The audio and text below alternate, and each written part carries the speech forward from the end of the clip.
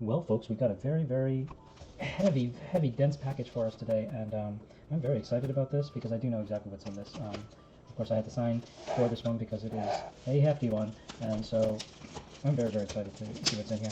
I will tell you one thing: we do have a mixture of rounds and bars here. I actually went in with the intention of simply buying the rounds, believe it or not. SBS Silver Bar Stacker was going in with the intention of buying rounds, believe it or not, and on that same story, he saw a deal for some silver bars that he absolutely could not pass up. And so the nice thing about this unboxing is, while I do know what the rounds and bars are, all of the bars that I purchased were what you would call a random year or random design option. And so for the rounds, I know exactly what the rounds are going to look like. However, I don't know what year they're going to be because it's a random year. And then when we talk about the bars, those are going to be a random design. So I have an idea of what they're going to slightly look like, but I do not know exactly what the design is going to be, so that's going to be a surprise. I have an understanding of kind of the type of bar it's going to be, but not exactly what it's going to look like. And so we'll take a look together. I can tell you that both of these, this probably wouldn't surprise you, but both of these, sorry about this, both of these are actually Engelhard products, and so that's not surprising.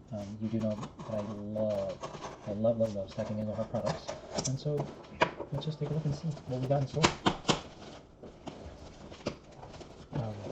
For these expensive packages, they really make sure that, you know, they cannot be tampered with. They're not messing around, I'll tell you that much. I will tell you that much.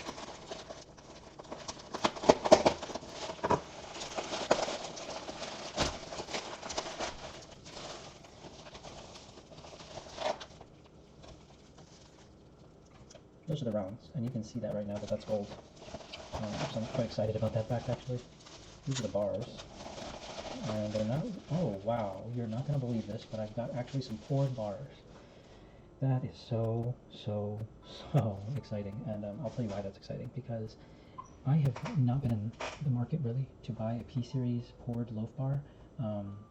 In fact, I don't have any. They're really not that rare, a lot of them. Some of them are, but a lot of them are not rare.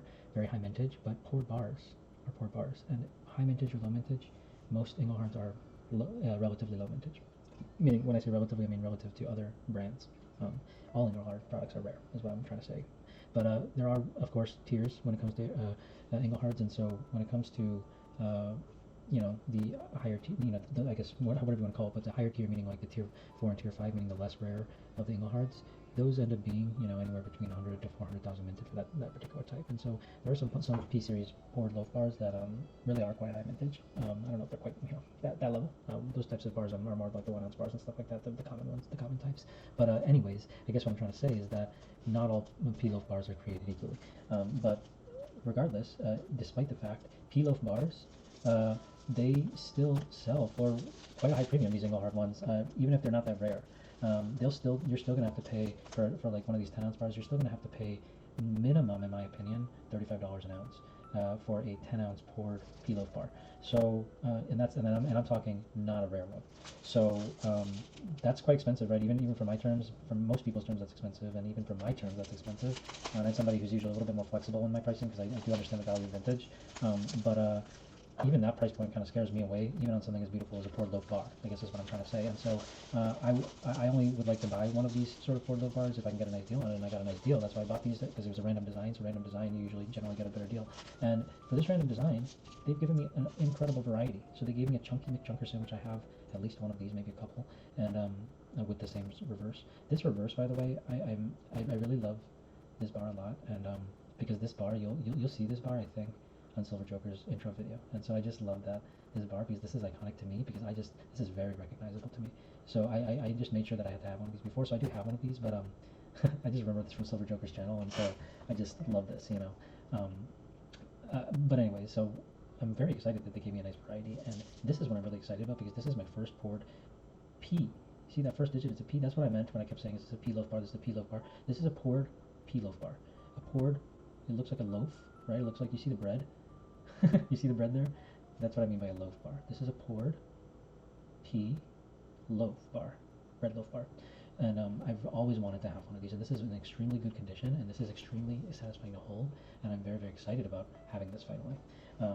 I'm very excited to have now a duplicate of this because I was really seeking out the frosted back, fully frosted back chunky bars because those are actually lower mint, and so those are actually harder to come by. I've said before though that I like this reverse, and I think part of that is because I always see this in Silver Joker's intro video, and so that's why I love this bar so much, and so that's why initially I had to seek out one with the diagonals, even though they're less rare, even though they're more rare. Sorry, no, less rare, rather. So the frosted back ones are even more rare. So those are the more collectible ones, but even these ones are quite nice and chunky, and I always like chunky bars. If I'm not going to get a poured bar, then I want a nice chunky bar. And so it looks like there's another couple different style bars here. Again, they really gave me a variety pack, which I appreciate, because when I'm going for a random design, I'm wanting to get different things. I remember back when I was stacking generic bulk bars, kilo bars were my favorite at the time. That was, to me, the perfect size. Now I'm thinking actually 10 ounces is the perfect size for me. I really like the 10 ounce bars. But anyways, I digress. Back when I was stacking kilos, generic bars, I would oftentimes go for the secondary market because that's the cheapest, that's the closest spot. If you're stacking generic right now, that's what you should do too, in my opinion, because going for the secondary market, if you don't care if it's a little bit scratched up, I got this really nice 5 kg Geiger square, and those things are very difficult to come by. And I got that in a secondary market. It's a little bit beat up. I got that in a secondary market 5 kg purchase, right? And so that's amazing. So that's where you get the deals, honestly. You got to go for a random design, and in this case, I want. Oh my goodness, this is insane. They've literally given me 4 different bars, literally a literal variety pack. I couldn't be more pleased with this. They had 4 left, I grabbed all 4, and they gave me 4 different designs. And this is like money well spent. I've got a Silver Eagle, and I did just bid on some more of these Silver Eagles successfully. 10 ounce bars. I love that. First, look at how many Eagle Heart logos are on the back there. How many times is that repeated? Unbelievable. And now I'm confused. This might be the bar that's always featured in Silver Joker's channel. I don't know. So we're going to have to get to the bottom of this because these are both 10 ounce bars. One of them has the E logo and one of them has the horizontal logo, and one of them is flat and, the other one's more chunky. They're both chunkers, but this is more chunky. Interesting. So we're going to have to get to the bottom of this. Maybe review Silver Joker's intro video, or just try to figure this out. But once we figure it out, please say it in the comments because I haven't done the research yet. So whoever does the research first, not only is JK Pioneer going to be first, hopefully, or one of his competitors, but somebody's going to have to be first to tell me if the left side bar is the one from Silver Joker's intro video, or if the right side bar is the one from Silver Joker's intro video. And let me know in the comments, and go do it right now. And I'll also leave Silver Joker's channel link in the comments too, so you can, or in the description, so that you can go check him out, because he's my favorite channel, honestly, from the start. And I just have a lot of respect for him for a number of reasons. But anyways, let's take a look here. And this is, honestly, I'm very excited about these because these are actually gold prospector rounds. Prospector rounds, as you know, are my favorite rounds that exist, and these are actually 24 karat gold, not plated. These are legit vintage gold, 24 karat gold rounds, believe it or not, prospectors. And this first one is an E logo, so that right there I'm extremely excited about right off the bat. I'm not sure what the second one is. These were random year, and these were so I don't actually know much about the gold prospector rounds, so I'm super excited to really figure out like how much. Oh my goodness, I'm gonna have to get my gloves because I cannot be touching 24 karat gold without gloves. That would just be a sacrilege. So let's take a look here. But I'm so incredibly excited right now because I don't have any prospector rounds that are from the 70s, and this is from the 70s, my friends. This is from the 70s. Unreal. This is from 1976. A gold prospector. Can you believe it? Finally. I never get opportunities to buy these because they're so expensive, to be honest. So I just.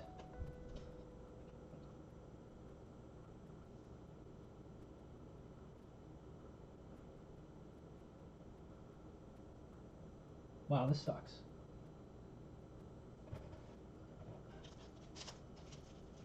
Totally can't do this. There we go.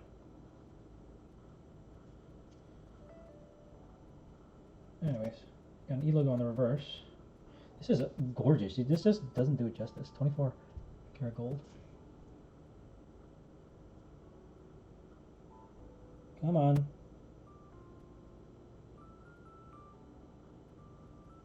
Oh, sorry, boys and girls. What a terrible camera work.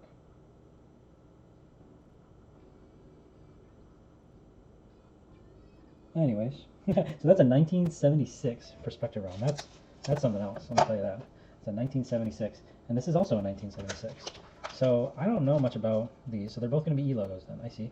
Okay. So let's do some research. I guess let's figure this out right now. Here and now. I'm gonna figure this out right here and now. I'm gonna go to allingohard.com. I'm gonna go to their AG rounds, and then I'm going to check out the 1976 Prospector, because they have 1986, 1982. Dude, I got some 1976s, 70s. That's a long time ago. 76. Here we go. 1976. Only 10,000 minted. So there's only 10,000 of these that exist, and there's 2 of them here. 1976. Yep. That is it. Now the 1985. See, those the 1985s are 15,000 minted. The 1984s are 20,000 minted. 1983 is 10,000. So the 1983s are actually also those are also quite rare, equally rare as the 1976s. The 1982s are 15,000. The 1981s are 15,000. The 1980s are 20,000. And then the 77s are 10,000, the 76s are 10,000, the 75s are 10,000. So all those 70s perspective rounds, those are all only 10,000 minted. And moreover, in the 70s, those are the first ones.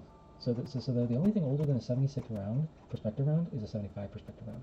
So that is literally the first year of issuance. 1975 1 ounce single hard gold perspective round is the first year of the issuance, and the 1976 1 ounce single hard perspective round will then be the second year, the introduction, right? So you have the E logo with that EMC logo on all 3 of those rounds from the 70s, and in fact, they didn't start doing the silver eagle on the back until the American eagle, I guess you could say, or whatever you want to call it, until the 1984. So that was consistent on both the silver as well as the gold prospectors. Okay, so I'm glad I did that research, because I actually didn't know that, and I would have done that research, but it's good to just do that research while I have you here rather than being like, I don't know. So anyways, I hope you enjoyed this long-winded video. I'm so sorry about the camera work and about that taking such a long time to sort out. I wish you guys could have seen these up close a little bit better, but the camera's just really not wanting to do that justice, and so I'm not sure if I can really get these ever work. So we can try one more time.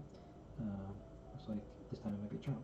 So that's the reverse, right? And I'll carefully flip that one so you can see the front as well, because these are all both the same. They're both 1976 prospectors, and so that right there will give you a much closer look at what a true gold prospector looks like. And this right here will give you a closer look as to what a P-loaf bar will look like, both in the front, right, as well as in the very smooth back. And then here we have that Mr. Chunker, a nice chunky neck chunker shin, alongside another nice chunky neck chunker shin, and these are beautiful. And then finally we've got a nice American eagle, silver eagle, nice hefty 10-ounce bar with a huge array of hard logo stamps all around the back. So that's just very beautiful. I'm very excited about this pickup. There was just all sorts of surprises, and so I'm very excited. I'm very pleased about the condition that these Prospector rounds are in as well. So hope you enjoyed this unboxing, and I hope you enjoy the rest of your day.